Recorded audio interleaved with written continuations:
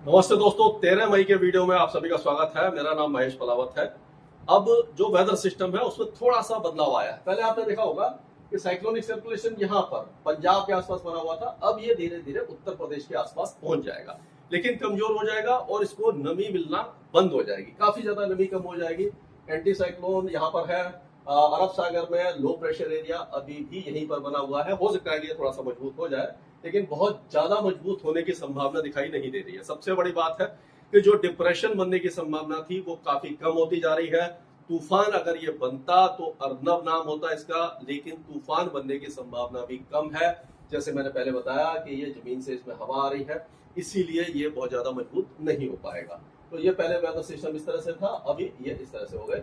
अब आगे चलते हैं। तो आज का जो वेदर सिस्टम के हिसाब से अगर हम देखें, आकलन करें कि किस तरह का, जैसे साइक्लोनिक सर्कुलेशन मैंने बताया कि पश्चिमी उत्तर प्रदेश पर बना हुआ है, लेकिन इसमें मॉइस्चर कम हो गया है क्योंकि यहाँ से ये सूखी हवाएं आ रही हैं और ये वेस्टर्न डिस्टर्बेंस का मॉइस्चर भी कम होता जा रहा है।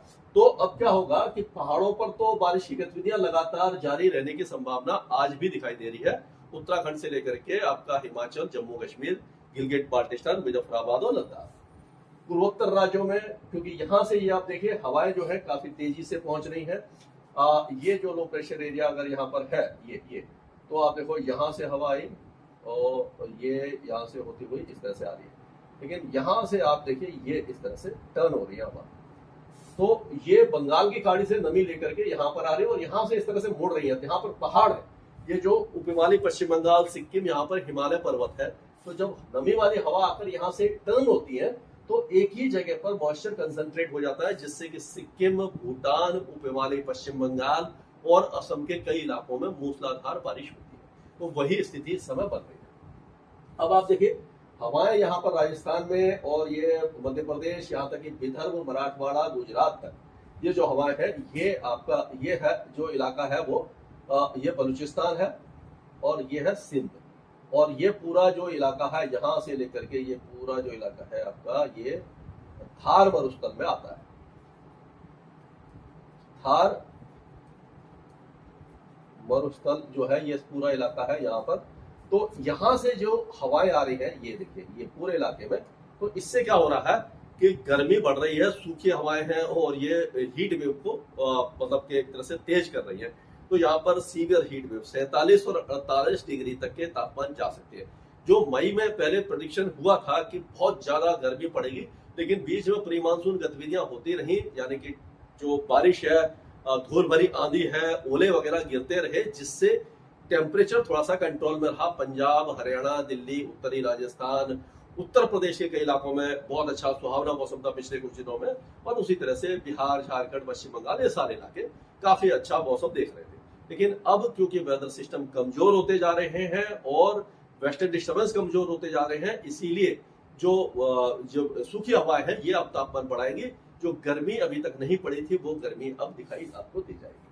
तो अब 14 तारीख को अगर देखते हैं तो 14 तारीख में भी एक नया ये साइक्लोनिक सर्कुलेशन यहाँ पर बनता हुआ दिख रहा है। एक तो यहाँ पर दिख रहा है, यहाँ पर दिख रहा है, एक ये अफगानिस्तान, ये ईरान में दिख रहा है। यहाँ पर ये देखिए यहाँ से आ गया और ये हवा आ गई और इधर से ये आ गया।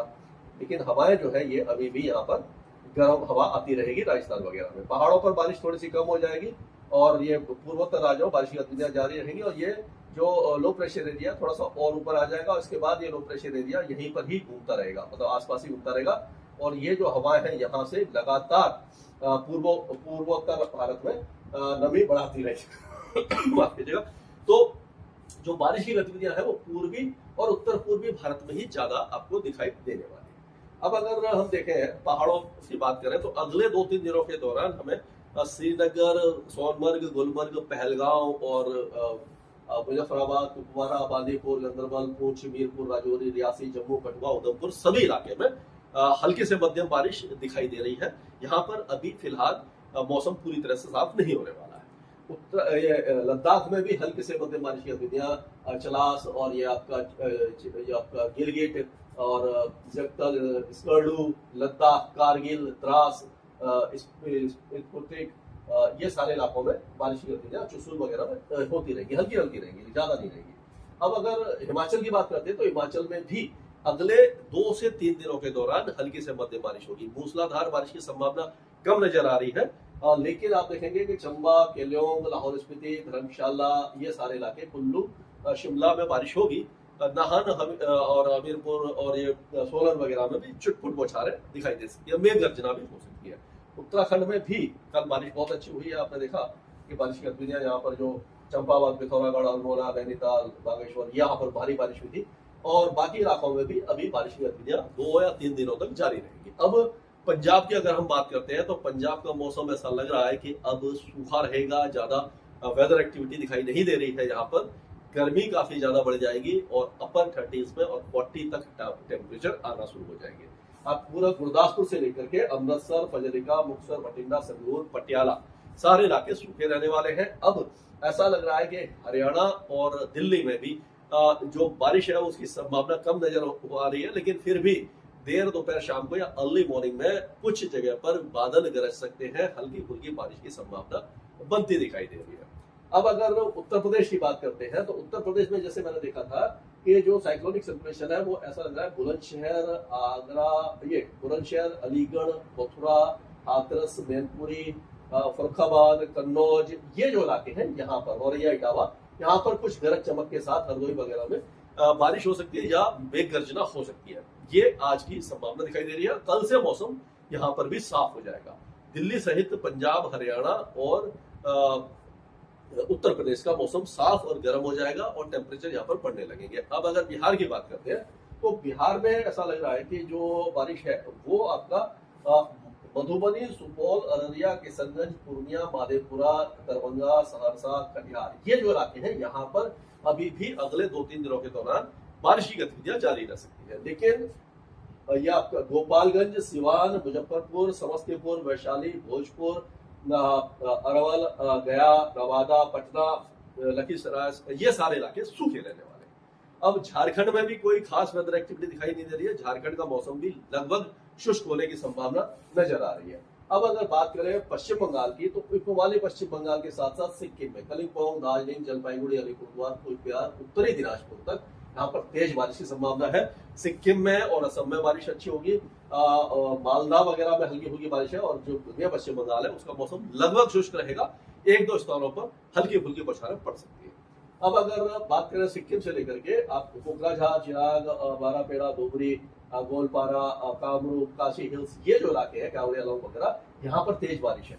लेकिन जैसे जैसे आप आगे जाएंगे, सियांग वैली है, अपर सियांग है, धीमाजी, डिब्रूगढ़, तिनसुकिया, ये सारे इलाकों में छुटपुट बौछारें रहेंगी। यानी आप देखेंगे कि बाकी मणिपुर, मिजोरम, त्रिपुरा में भी हल्की बारिश की गतिविधियां दिखाई देने वाली है। अब राजस्थान का मौसम लगभग शुष्क हो जाएगा, काफी ज्यादा गर्म हो जाएगा। जैसलमेर, जोधपुर, बाड़मेर, जालौर, सिरोही, पाली, नागौर, बीकानेर, चुरू, ये सारे इलाके, फलौदी वगैरह बहुत ज्यादा भीषण गर्मी देखेंगे। यहाँ पर हीट वेव से सीवियर हीट वेव आपको दिखाई देगी। ज्यादातर इलाके अभी सूखे रहने वाले हैं। यहाँ पर अगले कुछ दिनों के दौरान बारिश की संभावना दिखाई नहीं दे रही है। अगर मध्य प्रदेश की बात करते हैं तो मध्य प्रदेश का भी मौसम लगभग शुष्क बना रहेगा, काफी ज्यादा गर्म रहेगा। कहीं कहीं पर बादल गरज सकते हैं, लेकिन जो हीट वेव है वो काफी जगह जगह पर आ जाएगी। 40 डिग्री से ऊपर कई जगह पर तापमान रहेगा। 45 डिग्री का आंकड़ा भी कुछ इलाके छू सकते हैं। छत्तीसगढ़ में भी अब आप देखोगे कि मौसम साफ होने वाला है, गर्मी बढ़ने वाली है। बिलासपुर, मुंगेली, आपका दुर्ग, राजनांदगांव, बलोद, सारे इलाके काफी ज्यादा गर्म हो जाएंगे। उड़ीसा में भी गर्मी अपने चरम पर रहेगी। यहाँ पर जो बारिश की गतिविधियां थी वो लगभग समाप्त हो गई है और यहाँ पर भी मूसलाधार जो बारिश होने की संभावना पहले बन रही थी वो अब नहीं है। अब यहाँ पर गर्मी अपना रूप दिखाएगी और जो वेदर सिस्टम है वो भी ऐसा नहीं लग रहा कि उड़ीसा पे कोई उसका असर हो पाएगा। जो लो प्रेशर एरिया आपको दक्षिण में दिखाई दे रहा है। गुजरात में उत्तर पश्चिमी दिशा से सूखी हवाएं चल रही हैं, तो अब जो बारिश, ये बारिश तो नहीं है, सुरेंद्रनगर, बोटाड, गांधीनगर, महिसाना, पाटन, ये सारे इलाके काफी ज्यादा गर्म होने वाले हैं और कुछ इलाकों में यहाँ पर भी हीट वेव की संभावना दिखाई दे रही है। महाराष्ट्र में, विदर्भ में, वर्धा, अकोला, अमरावती, वाशिम, भंडारा, ये सारे इलाके बहुत ज्यादा गर्म हो जाएंगे। नंदुरबार, धुले, जलगांव, ये सारे इलाके, मालेगांव वगैरह में भी भीषण गर्मी का प्रकोप रहेगा। मुंबई में भी तापमान बढ़ेंगे। आपका सांगली, सतारा, कोल्हापुर से लेकर के हिंगोली, लाटोर, जन्नत, धाराशिव, सभी इलाके गर्म होने वाले हैं। अब अगर हम तेलंगाना की बात करें तो तेलंगाना का मौसम भी शुष्क और गर्म हो जाएगा। उसी तरह से आंध्र प्रदेश में भी गर्मी काफी ज्यादा दिखाई देगी। बारिश की संभावना बहुत ज्यादा कम दिखाई दे रही है। कर्नाटक के कुछ इलाकों में, दक्षिणी इलाकों में, कोस्टल इलाकों में बहुत हल्की बारिश रहेगी। केरल में लाइट टू मॉडरेट रेन हो सकती है, दक्षिण में थोड़ी सी तेज बारिश भी है। तमिलनाडु के कई इलाके अभी भी बारिश देखेंगे, क्योंकि जो लो प्रेशर एरिया का असर है वो आपका तिरुवल्लुर, चेन्नई, कांचीपुरम, वेल्लोर, तिरुवन्नमलाई, विल्लुपुरम में यहाँ पर लाइट रेन होगी। कुद्दूर, तिरुवरूर, तंजावुर, पुदुकोट्टई, शिवगंगा, रामनाथपुरम, ये जो इलाके हैं यहाँ पर कुछ इलाकों में तेज बारिश हो सकती है। नीलगिरी हिल्स में भी लाइट टू मॉडरेट रेन होगी। अंडमान और निकोबार द्वीप समूह के कई इलाके भारी बारिश देखेंगे, वहां पर समुद्र में भी तेज लहरें उठ सकती हैं। लक्षद्वीप में कहीं कहीं पर भी बारिश आपको दिखाई देगी। तो ये था अभी तक का अपडेट स्काईमेट वेदर में अभी के लिए।